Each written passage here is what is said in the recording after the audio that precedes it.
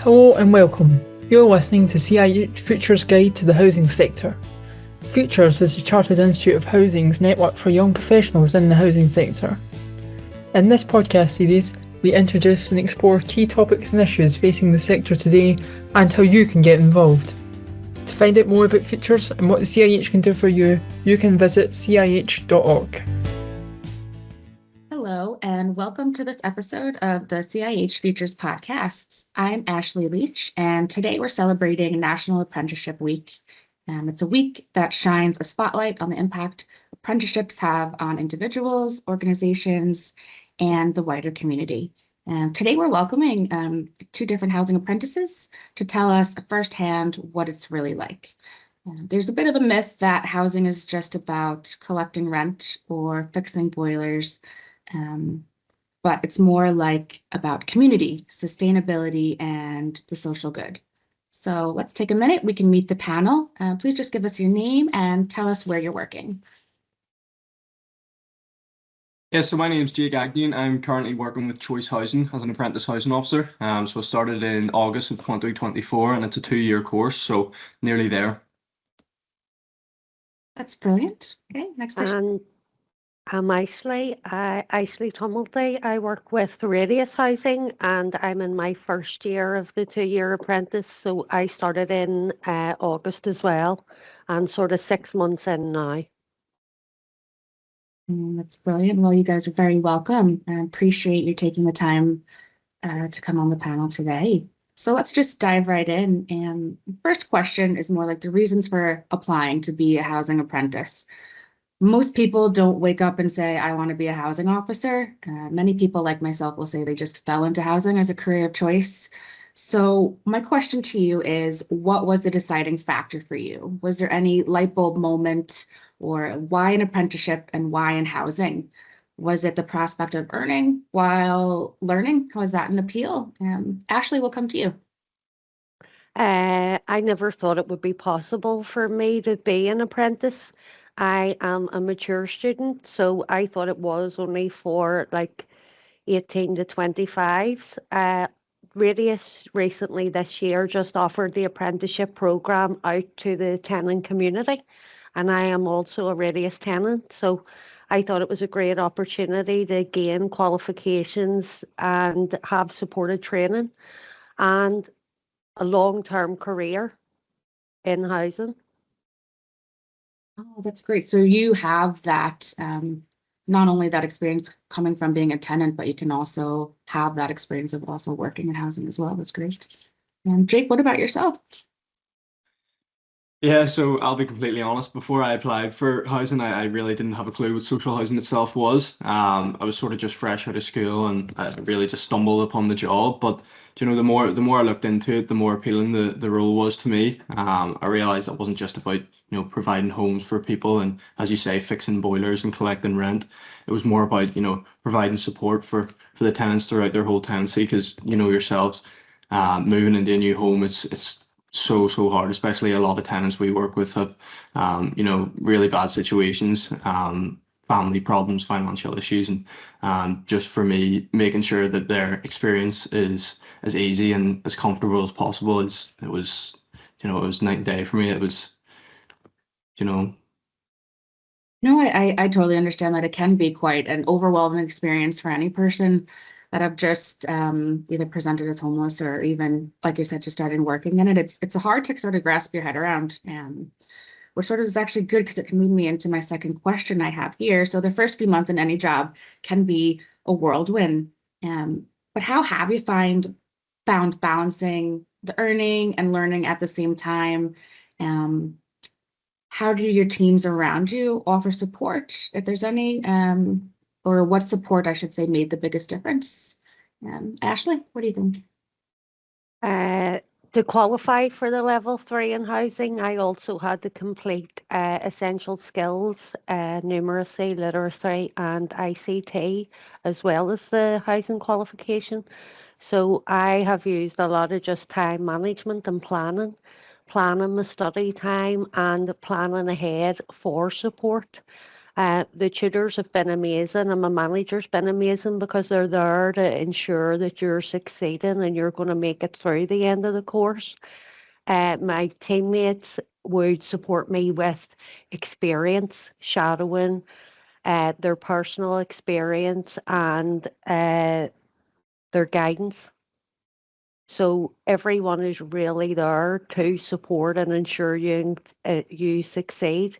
And it's great too to just go to your team members when you have an assignment and it's maybe not something that you're, completely up to date with. And then you can get different experiences off different housing officers. A lot of the housing officers in my team have like 40 years service, 20 years service, 10 years service. So there is a lot of experience there for you to take on board. That's great. That's really something so important to have that support from your wider team because it can be quite difficult to do it on your own. Jake, what do you think? Well, for me at the start, it was quite difficult to be completely honest. There's so much to take in, like new systems and different policies and procedures. Well, obviously, I was also trying to complete my coursework on time, and at that time, the first few months was very heavy on the assignments. So, but I've been extremely lucky within Choice.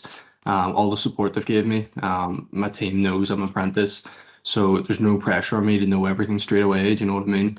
But yeah, people were so happy sitting me down and taking time to talk through things or walk me through specific situations, whether it be to do with the job or to do with assignments. But yeah, the earning while learning really stood out to me. It's something I've always wanted to do, not sit in a classroom, not just sit and learn things. I want to be out there doing the actual job and learning and getting that experience while obviously happily being paid. But yes, it was good to see the job in real life and with Choice to give me that opportunity to learn and earn while on the job and build experience for my CV. Yeah, no, I completely agree with that. I think that's a really good point. It's that hands-on experience that you can't really get from other jobs. And I think that's why apprenticeships are so great for that. And you could be working in housing for years and you still will learn something. It's something new every day. That's what I found. I mean, I've only been in housing for 4 years and sometimes it feels like it's been 20, but honestly, you learn something new every day. So that brings me to my next question. Let's be honest as well. What didn't the job description warn you about? Was there any big surprises or what's the one thing they didn't tell you? And Jake, do you want to start off with that? Yeah, so the most surprising thing for me, to be honest, the job, as you say, isn't all about, fixing boilers and taking rent off people. It was sometimes I think I'm more of a social worker, sometimes a therapist, the support that I sometimes give tenants. But the job is so varied. The 2 days are never the same. You can go from having a quiet day answering phone calls or taking emails, and then all of a sudden you're dealing with a really complex situation where you need to go out and support a tenant through their difficulties. So, but yeah, it's a completely varied role, as you say, and there's down the years, I'll definitely still be learning. Yeah, exactly. And I think it is become quite complex. It's very nuanced, I think, housing now, especially when we come into people dealing with complex needs and anything to deal with mental health, to addictions, to financial insecurity. It can be quite difficult. Ashley, do you have anything to touch on that? I just feel the exact same as Jake and what Jake said before. The level of support a housing officer provides to tenants to help them sustain their tenancy through life events. So, like the breakdown of a relationship, deaths, addiction, mental health.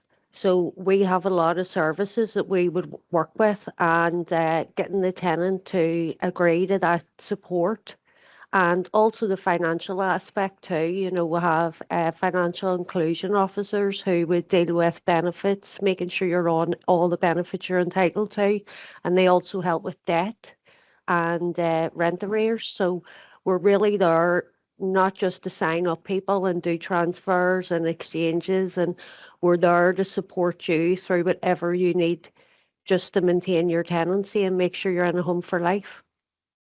That's great, a home for life. And I think that's the biggest goal for anyone in housing. At the end of the day is putting the tenants first, putting the applicants first. And but as you said, it can be quite difficult. You know, you feel like you're sort of everything to these people, and it can be quite difficult. But it is, I think, at the end of the day, it is rewarding. So we just have to sort of remind ourselves that the reason why we've all stepped into housing. And so we're actually coming to our last question. We're moving on great here. So I would say if you had to come back on this podcast in 5 years, what would you want to be telling us? Where do you see yourself in 5 years? Ashley, do you want to start? I would hope just to evolve and develop. It is good that there is continued personal development. So in 5 years' time, I would like to be started maybe the foundation degree for the housing with Northwest Regional College. It's just good that there is many different areas you can go into, so you can move and evolve. So you could go to assets, repairs, but the continued personal development, so to gain further qualifications is what is. Yeah, no, 100%. I agree with that. Gaining further qualifications is always something that's important. And that's something you can even bring to your organization, no matter where you work. I think CIH Futures as well is something that is really good to help young people touch and get into that aspect of housing. And Jake, what do you think? Where do you see yourself in 5 years' time? 100%. Actually, I think you hit it on the nail there. Myself in 5 years, I'd like to be fully qualified in my current role and confident, and hopefully taking on more responsibility in my role, like a bigger patch or stuff like that. But to be honest, I don't have any specific role in mind. I'm liking the housing officer job at the minute, but it doesn't mean 5 years down the line, I might want a little change. Do you know what I mean? There's so many people, especially in Choice, that have moved through the different teams and departments. So yeah, that's just what I really like about housing. You know, once you've got one foot in the door, you can go any direction. There's so many different paths you can take. But yeah, 100% actually. In 5 years, I want to be developed all my skills. Communication, supporting tenants, things like that. I just want to be completely confident and completely qualified. Yeah, 100%. And that's so refreshing to hear. And I think the message really putting that out there to young people who are considering housing as a career choice is that it's not just one thing. If you can do anything really when it comes to it. I've been a housing advisor on frontline services, but I'm thinking of expanding, maybe going into policy or something along those lines. And I think, getting the qualifications is one of the first keys to help you along the way. But thank you, really, honestly, thank you for your honesty and your passion. And that's all for us to really today. So I would just say, anyone who's listening and want to follow in Ashley and Jake's footsteps, just keep an eye out for housing apprenticeship opportunities in your area. If you're a young professional working in housing, check out CIH Futures. It's a network and support for young professionals. And also just one final thought, I think, because there are at this moment thousands of young people out there right now looking at UCAS forms or job boards, feeling a bit lost. And I think it's just important also just to keep in mind that housing can be a career choice for young people. So Jake and Ashley, thank you again. Appreciate your having the conversation with today. Appreciate your honesty and passion. Thank you.